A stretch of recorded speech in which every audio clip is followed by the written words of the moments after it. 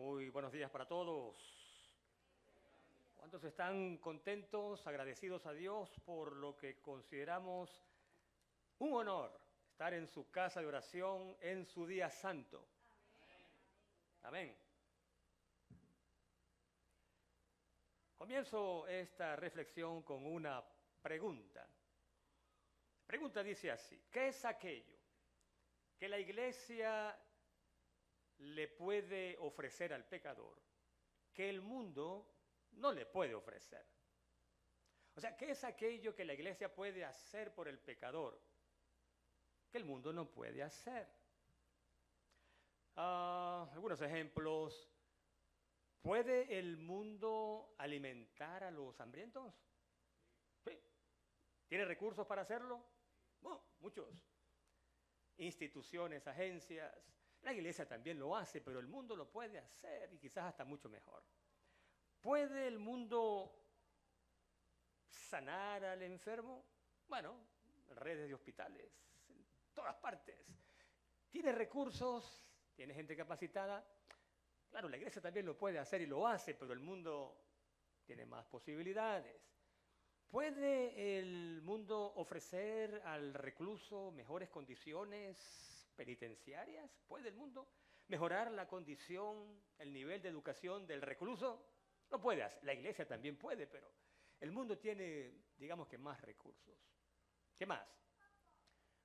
¿Puede el mundo vestir al que está desnudo, calzar al descalzo? ¿Puede hacerlo? Bueno, ¿qué quiero decir con esto? El mundo a nivel social puede hacer todas estas cosas, pero la pregunta es, ¿qué es aquello que la iglesia puede ofrecer al pecador que el mundo no puede ofrecer?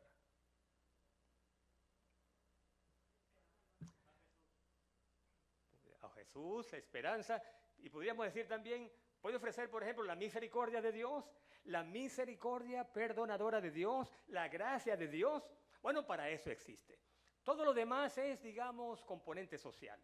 Y la iglesia, a su paso por el mundo, mientras predicamos el Evangelio, que es nuestra misión, también podemos hacer obra social, ¿verdad? Pero no es lo principal que nos ha establecido en este mundo por orden, mandato del Señor, que es predicar el Evangelio, predicar al Señor Jesucristo, predicar que su sangre es poderosa para perdonar incluso al más vil pecador. Así que vamos a resumirlo de esta manera. Si hay algo que la iglesia puede ofrecer al mundo, que el mundo no puede ofrecer al pecador, eso es la misericordia de Dios. Y ahora, pongámonos de acuerdo en torno a qué es esto de misericordia. ¿Qué es misericordia? ¿Cuál es la misericordia de Dios y en qué consiste? Bueno, quizás nada mejor que, en vez de definiciones teológicas, un relato. Y este relato probablemente ya los ha escuchado, pero viene muy bien, encaja muy bien en esto que estamos diciendo. ¿Qué es lo que la iglesia puede ofrecer al mundo? Al pecador especialmente. El relato lo cuenta un autor, bueno, muchos autores lo cuentan, yo lo leí de David Seamands en su libro Healing Grace. Y dice este autor, y ahora nos remontamos a la era napoleónica, que en medio de las guerras napoleónicas, un soldado que estaba de guardia, centinela, se quedó dormido. Los que han estado en el ejército, yo nunca lo he estado, gracias a Dios. ¿Cuál es la pena típicamente en tiempo de guerra para un soldado que en el puesto del deber se queda dormido? ¿Cuál es la pena? Normalmente, en tiempo de guerra especialmente, la pena para el soldado, el centinela que se queda dormido en el puesto del deber, él está allí para avisar, ¿verdad?, de cualquier situación que ponga en peligro al batallón, al campamento, y quedarse dormido pues pone en peligro la vida de todos los acampantes, y entonces la pena es muerte. Bueno, su caso fue llevado a una corte marcial, y la corte marcial, como se esperaba, lo encontró culpable. Y la pena era muerte. No, la cárcel, la muerte. La muerte. Bueno, la noticia viajó y llegó a oídos de la madre. Y aquí, ¿qué hace una madre? A ver, cuando escucha que su hijo ha sido condenado a muerte. Simplemente se pone a llorar, ¿verdad que no? Las madres no hacen eso. Además de llorar, ¿qué hacen? Hacen algo. Y esta señora removió, como cualquier madre habría hecho, removió, como decimos, cielo y tierra. Pidió una audiencia nada menos que con Napoleón, que para entonces era emperador. No es fácil conseguir una audiencia con un emperador, pero esta mujer, esta madre atribulada, consiguió una audiencia con el emperador. Y dice el relato que cuenta este autor, Symonds, que apenas el emperador la atendió, cayó de rodillas y le imploró con estas palabras: Su Majestad, le ruego, le imploro que perdone la vida de mi hijo. El emperador, dice el relato, acostumbrado a situaciones como esta, corazón de piedra, prácticamente estaba allí deseando que la señora terminara de hablar para decirle no. Cuando ella seguía pidiendo o implorando perdón para su hijo, dice el relato que él le dijo: señora, su hijo no merece misericordia. Lo que merece es la muerte. Entonces, escuche usted la respuesta que dio esta madre, que además de valiente era muy sabia. La madre, todavía de rodillas, dijo: señor emperador, tiene razón. Y es por eso que estoy implorando misericordia. Porque si mi hijo no la mereciera, entonces, ¿de qué serviría la misericordia? Si mi hijo, ¿cómo fue que dijo? Si la mereciera, quise decir, si la mereciera, entonces no sería, porque si ya él merece misericordia, deja de ser misericordia. En otras palabras, dice el relato que Napoleón quedó pensando: si la mereciera, ya no sería misericordia. Porque la misericordia es para aquel que no la merece. Aquel que merece, ¿qué cosa? En vez de misericordia, merece la muerte. Y no solamente se quedó pensando, sino que se dio cuenta de que había una poderosa lógica detrás de ese razonamiento. Si mi hijo la mereciera, entonces ya dejaría de ser misericordia. Y dice el relato que pocas veces ocurrió en ese tiempo de guerra que el emperador decidió perdonar. De paso, no mencioné que no solamente era una viuda la madre, sino que además ese era su único hijo. En otras palabras, era su único medio de sustento. Ahora, si recordamos la lectura bíblica, Romanos, ¿qué dijimos? 5, el 6 al 8. Pero vamos a leer en el versículo 8. Vamos a la lectura bíblica porque el relato nos lleva directamente a lo que fue el corazón o a lo que es el corazón de nuestra lectura bíblica. Romanos capítulo 5, versículo número 8. Escuchemos con atención. En esta versión que yo tengo, que es la Nueva Reina Valera del siglo XXI, dice: pero Dios, ahí está, muestra su amor para con nosotros, esta versión dice hacia nosotros, en que siendo aún pecadores, Cristo, ¿qué cosa? Murió por nosotros. Ok, ¿qué tiene que ver este versículo con la historia que acabamos de contar? Cristo murió por nosotros cuando éramos, ¿qué cosa? ¿Sus amigos o sus enemigos? Dice aquí, siendo aún pecadores, o sea, estamos en rebelión contra Dios. Estando en rebelión contra Dios, Cristo muere por nosotros. Y aquí la palabra aún significa, a ver, un equivalente a aún, un adverbio de tiempo, todavía. Lo que está diciendo este versículo es, cuando todavía éramos pecadores, Cristo murió. O sea, Cristo no esperó que depusiéramos las armas. Cristo no esperó que pidiéramos perdón. No esperó que nos arrepintiéramos.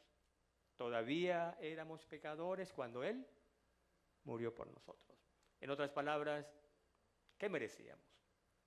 Si estamos en rebelión contra Él y no deponemos las armas, sino que seguimos en rebelión, ¿el castigo entonces cuál era? La muerte. Sin embargo, dice acá, Él murió, en otras palabras, nos dio misericordia. Y ahora, después del relato y de este versículo, ¿Puede alguien, en pocas palabras, no teológicamente, decir que es misericordia? Ajá. ¿Qué es entonces misericordia? Merecíamos la muerte. En cambio, en lugar de la muerte, Dios nos otorgó el perdón. Entonces, ¿qué es misericordia? Misericordia es, entonces, que no recibimos el castigo que merecemos, sino el perdón que no merecemos. Poniéndolo de otra manera, no recibimos el castigo que merecemos, sino el perdón que necesitamos. A la hora de determinar qué hacer con esta raza rebelde, Dios no vio nuestra culpa. Si se hubiese detenido en ella, no estaríamos aquí. Él vio nuestra necesidad. Y ahora, esa palabrita necesidad, vamos a mantenerla allí en un lugarcito especial en nuestra mente, porque en este tema, la palabra necesidad va a desempeñar un papel muy importante. Misericordia, voy a repetir, no recibimos ¿qué cosa? No recibimos el castigo que merecemos, sino el perdón que no merecemos. Pero ahora, vamos a leer el versículo 10, que no fue leído en la lectura bíblica. Porque en el versículo 10 aparece una frasecita muy interesante. En el versículo 10 dice, y ahora mucha atención, porque ya hemos recibido perdón, según el versículo 8, ya Dios nos ha otorgado perdón. Pero se conformó Dios con perdonarnos. Se detuvo allí.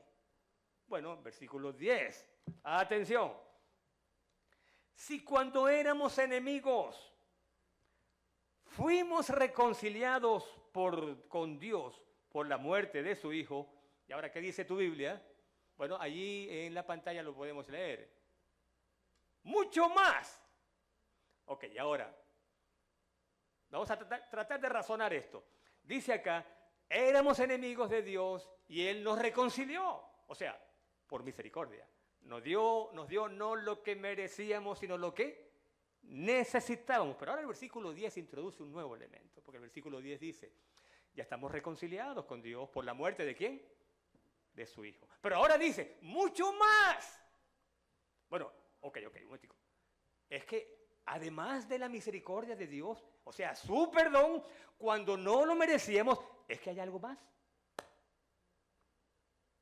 ¿O será que Dios nos perdonó y nos dejó de nuestra cuenta para que siguiéramos pecando y necesitando perdón cada vez que pecáramos? No. La palabra nos está diciendo, Dios no se conformó con perdonarnos, porque el resultado iba a ser caer de nuevo, vez tras vez. Dios tenía un plan mejor. Y allí dice, mucho más. Hay algo más. Bueno, esto no es una clase teológica, yo no soy teólogo para empezar, pero hay una diferencia que a veces pasamos por alto entre misericordia y gracia. ¿Qué dijimos que es misericordia? Que no recibimos el castigo que merecemos, sino el perdón que necesitamos, que no merecemos. La gracia es todo lo que recibimos más allá del perdón. No sé si se entendió eso. Ha sido perdonado. Perdón. Dios no se conforma con darte el perdón. Hay mucho más. ¿Y qué es el mucho más? Bueno, dice allí, ya hemos sido perdonados, pero Dios ahora tiene mucho más. Ahora vamos, dice allí, ¿seremos salvos? No solamente te perdona, hay un plan completo para que poco a poco, gradualmente, por la obra de su Espíritu, llegues a reflejar cada vez más el carácter de su Hijo. Dios quiere que seamos semejantes a su Hijo. No solamente se conforma con perdonarnos, hay mucho más. Todo lo que Dios nos da más allá del perdón, todo eso lo da por gracia. Pero ahora, este concepto lo encontramos en un viejo relato, antiguo relato que está en la palabra de Dios y que es uno de los más hermosos. De hecho, yo diría que entre los relatos del Antiguo Testamento, este probablemente es... aquí hay varios, ¿verdad? ¿Cuál es el relato del Antiguo Testamento que más te gusta? Antes de mencionar este que voy a buscar en la Biblia. Relato de la Biblia que más te gusta, a ver. El de José, ese es uno de mis favoritos. Ana, ese es otro de mis favoritos. Las oraciones de Ana, wow, poderosas. Tengo un tema sobre ese aspecto del carácter de Ana que me gusta mucho, pero además, ¿qué otro relato? Job, ok, Job, ¿algo más? Moisés, el de Noemí, oh, pero está como sepultado por allí, sin embargo, es una gema, todo una joya en la palabra. Está en Primera de Samuel. Y vamos a ir a Segunda de Samuel, perdón. Capítulo número 9. David al fin reina sobre Israel. Ya los años de persecución, pero es que fue una persecución fiera, de Saúl han llegado a su fin. La persecución era como si David era un animal salvaje al cual había que destruir. Bueno, es que, ¿se imaginan? Un rey con el poder que tenía Saúl y además demente. O sea, es peligroso, ¿verdad? El mucho poder en sí mismo es peligroso, pero si está en manos de un loco, como ocurrió en tiempos de Hitler o Nerón, entonces el poder se convierte en una amenaza latente. Es una espada de Damocles sobre tu cabeza y la cabeza de cada ciudadano. El caso es, ya no hay más persecución. David es el rey.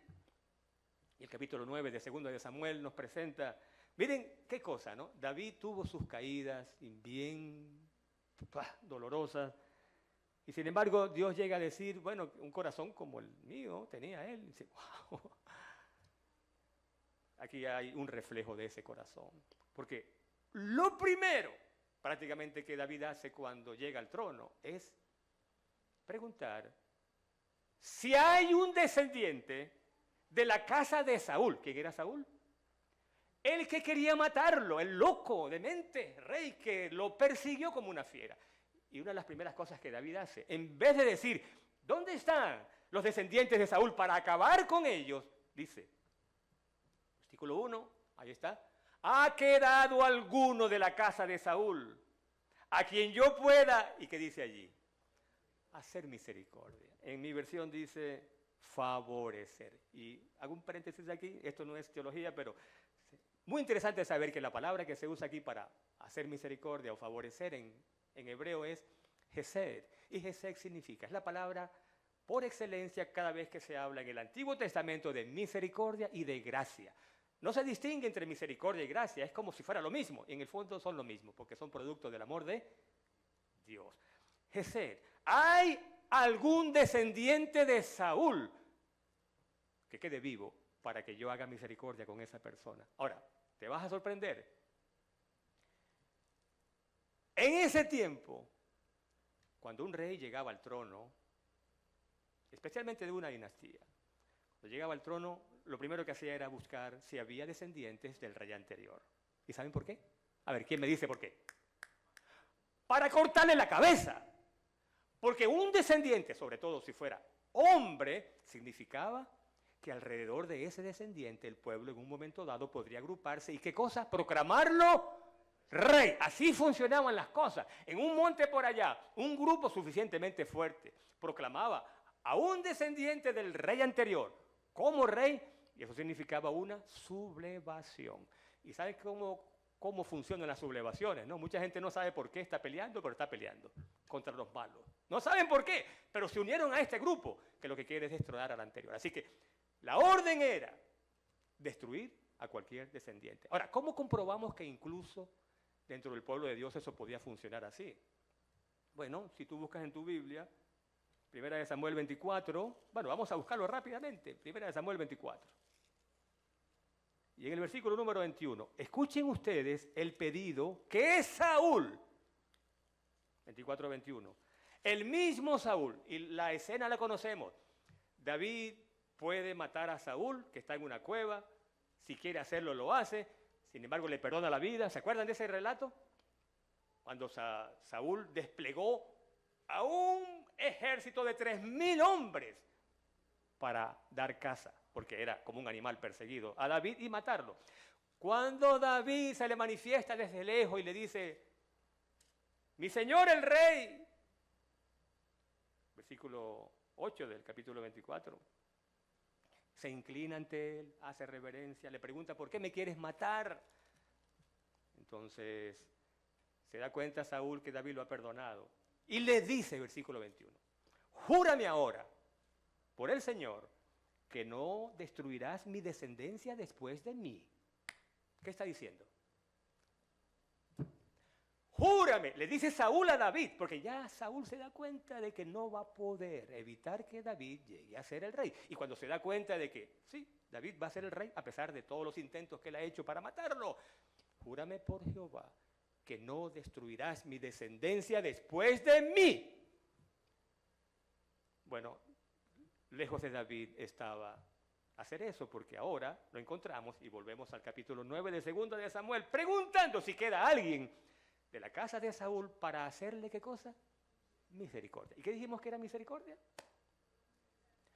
Que no te voy a dar el castigo que mereces, sino, ¿qué cosa? El perdón que no mereces, sino que necesitas. Y ahora, no vamos a leer todo el relato, sino los pasajes que nos interesan. Versículo 2. Había un siervo de David llamado Siba. Bueno, nunca falta alguien así. Y aquí Siba hace el papel prácticamente de Satanás. Dice, un siervo llamado Siba, a quien llaman ante David, y el rey le dijo, ¿eres tú Siba? Y él respondió, tu siervo. Bueno, un oportunista es lo que era Siba. Y el rey le preguntó, ¿queda alguien de la casa de Saúl a quien yo pueda, qué cosa, de nuevo? Favorecer, o sea, hacer misericordia. Por amor a Dios. Ay, qué cosa más hermosa. En el primer versículo dice, a quien yo pueda favorecer por amor a Jonatán, su amigo. Pero ahora dice por amor a Dios. Y Siba respondió, ahora, ¿qué notas tú aquí? Siba respondió, versículo 3, al final, aún queda un hijo de Jonatán, lisiado de los pies. ¿Qué notas tú allí? ¿Ese hijo de Jonatán tenía nombre? ¿Por qué no menciona el nombre? Tiene nombre. Empieza por allí. Tiene nombre. Porque si no das el nombre, estás dejando mucho que pensar. Pero dice, lo primero que dice de Mefibosé, que a lo mejor tenía algunas características humanas muy nobles, ¿qué es lo primero que dice al describir a Mefibosé? De paso, no ha mencionado el nombre, sino dice hijo de Jonatán. Es lisiado de los pies. Por favor. Tú no empiezas hablando de alguien por quien te preguntan mencionando los defectos que tiene, ¿verdad que no? ¿O empiezas así? Si tú empiezas mencionando los defectos, mira, ¿y cómo es esta persona? Y empiezas hablando mal de esa persona, oye, estás empezando mal. Algo raro está ocurriendo allí.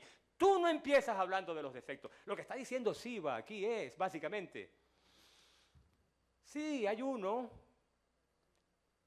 pero un lisiado de ambos pies en la realeza, como que no encaja, Señor. Eso es lo que está diciendo. Entre líneas está diciendo, no va a encajar un lisiado, eso va a dar pena. Lo está descalificando. Pero ¿saben qué? Qué curioso. En el proceso de descalificarlo, prácticamente lo está presentando como el candidato ideal para recibir ¿qué cosa? ¿Por qué lo está presentando sin quererlo como el candidato ideal? Porque la misericordia se le da no a aquel que la merece, sino a quien la necesita. Y si alguien necesitaba misericordia, ¿quién era? ¿Quién era? Era el hijo de Jonatán, que hasta ahora no ha sido nombrado, es Mefibosé. Bueno, entonces lo mandan a buscar a Lodebar. Y ahora, versículo 7, una preciosura. Cuando llega, bueno, del 6, Mefibosé y Jonatán, se postró e hizo reverencia. Y David le dijo, Mefibosé. Y él dijo, aquí tienes a tu siervo. Y ahora escucha. David agregó, versículo 7, no temas. ¿Qué significa eso? No temas. ¿Por qué le dice no temas? Porque él sabe que es el único descendiente de la casa de Saúl. Y como el pastor lo hizo, él hizo así. Cuando yo pregunté qué le hacían, hizo así. El único descendiente de la casa de Saúl, él sabe que, pero está equivocado. Y David lo tranquiliza. ¿Y qué le dice? ¿Qué es lo primero que le dice? ¡No temas! Y qué cosa más hermosa, porque deseo hacerte, ¿qué cosa? Misericordia. favorecerte por amor a Jonatán tu padre. Y ahora, vamos a ver si captamos la diferencia entre misericordia y gracia, que es una cosa muy mínima. Ya lo perdonó, porque cuando dice, no temas, ¿qué está diciendo? No te voy a matar, como es la costumbre en estos casos. Ya eso es misericordia. Pero hemos dicho, versículo 10 de Romanos 5, mucho más. Dios no solamente se contenta con perdonarnos, hay mucho más allá del perdón. Le dice entonces, ahora atención, porque lo que viene, todo lo que viene ahora es por gracia. ¿Y qué viene? Oh, te devolveré todas las tierras de Saúl tu padre. Wow. No solamente no lo mata, sino que, ahora, Saúl debe haber tenido unas cuantas tierras, ¿verdad? No un terrenito por allí, como el que tú tienes en tu casa. No. Esto eran tierras. Todas las tierras de Saúl, tu padre, te las devolveré. Y comerás siempre a mi mesa. Oiga, ¿se puede pedir más? Todo esto es por gracia. Todo es por gracia. Pero ahora, ¿qué concepto tenía Mefiboset de sí mismo? Eso no lo hemos mencionado, pero escucha tú. ¿En qué concepto se tenía Mefiboset? Lisiado de ambos pies, desde que estaba pequeñito, ya sabemos la historia. Y él se inclinó y dijo, ¿quién es tu siervo? Versículo 8. Para que mires a un perro muerto como yo. Oiga, si hubiera dicho un perro como yo, se está rebajando. Pero si dice un perro muerto, wow, un perro muerto. No, perro muerto, ¿quién quiere saber de eso? Él se considera un perro muerto, pero entonces David le dice, versículo 10, al final, comerás siempre a mi mesa. O sea, ¿qué está diciéndole allí? Comerás siempre a mi mesa. ¿Qué significa eso? ¿Quiénes comen con el rey? Los hijos, los parientes más cercanos. Y dice el versículo 11, así, Mefiboset comía a la mesa de David como uno de los hijos del rey. ¿Se puede pedir más? No se puede pedir más. Porque más no se puede dar. En otras palabras, David está tratando a Mefiboset de la misma manera que Dios lo había tratado a él. ¿Sí o no? Gracia sobre gracia. Y ahora, la pregunta que David hizo al principio viene ahora al cierre de esta reflexión. ¿Cuál fue la pregunta que David hizo cuando llegó al trono? ¿Hay alguien? ¿Se acuerdan? ¿Alguien a quien yo pueda favorecer? Quiero decirte que esa pregunta es como un anticipo del Evangelio. Porque siglos más tarde, y aún en este mismo momento, Dios hace la misma pregunta y dice, ¿hay alguien a quien yo pueda favorecer? Pero no como David dijo por amor a Jonatán, sino por amor a quién. ¿Por amor a quién? Hay alguien, dice el Señor. Aquí hay alguien que está escuchando por las redes sociales. Hay alguien, dice el Señor, a quien yo pueda favorecer por amor a mi Hijo Jesucristo. Esa es la pregunta que hace el Señor. Alguien a quien yo pueda hacerle misericordia por amor a mi Hijo. Entonces la respuesta viene. Porque hay quien escucha y dice, pero yo soy como un perro muerto, Señor. Yo soy un perro muerto. ¿Cómo podría favorecerme a mí, Señor? Mira, yo he hecho esto, y esto, y esto, y esto. A veces escucho un sermón y digo, sí, ahora sí, me voy a levantar. Pero no me he levantado del todo cuando me vuelvo a caer y entonces vuelvo a pedir perdón. Y sigo vez tras vez, una caída tras otra. Y ya yo digo, Señor, no hay nada que hacer conmigo. Soy como un perro muerto. No se puede. No hay salvación para mí. Bueno, ese es un Siba, el que te está hablando. Porque Siba es el que se empeña, el enemigo de las almas, en otras palabras, en descalificarte. Y que tú consideres que no mereces la salvación. Pero en verdad no la mereces, tampoco yo. No merecemos. Pero hay aquí la misericordia. Dios no nos da el castigo que merecemos. Nos da el perdón que necesitamos. En otras palabras, tal como dije al principio, ¿Qué palabrita dije yo? Tengan en mente esta palabra porque la vamos a usar. ¿Cuál fue esa palabra? Voy a ayudarlos un poquito. Esa palabrita la vamos a necesitar. ¿Cuál fue la palabrita? Necesidad. ¿Qué quiero decir con esto? Que en esta hora, mi amigo, mi amiga, no es qué calificaciones tiene, cuántos estudios o títulos tienes, cuál es tu posición social, cuánto poder, influencia, nada de eso. Cuán bella apariencia física tiene, nada de eso cuenta. Lo que cuenta es nuestra necesidad. Y nuestra necesidad es la del perdón, la de la sangre preciosa de nuestro Señor Jesucristo. ¿Y quién no necesita de esa sangre preciosa? Entonces, yo quiero decir en esta hora, en respuesta a la pregunta que Dios hace, ¿hay alguien? Puede ser cualquiera, dice el Señor. ¿Hay alguien a quien yo pueda favorecer? Es la pregunta. ¿Hay alguien a quien pueda hacer misericordia por amor a mi hijo? Y entonces yo, antes de que tú respondas, digo, yo, Señor, yo, ¿me puedes favorecer por favor a mí? ¿Me puedes perdonar por favor a mí? Yo soy ese alguien, Señor. Pero quiero darte la oportunidad también a ti. Pregunto, ¿hay alguien en esta ocasión, en este lugar, que quiere decir, Señor, yo también necesito de esa misericordia? Necesito de la sangre preciosa de tu Hijo que me dé el perdón. Y el perdón que no se detenga allí, sino que cada día, por tu gracia, porque más allá de la misericordia, todo es por gracia. Por tu misericordia y por tu gracia, yo pueda ser cada día más semejante a tu Hijo Jesús. Que el Señor nos bendiga.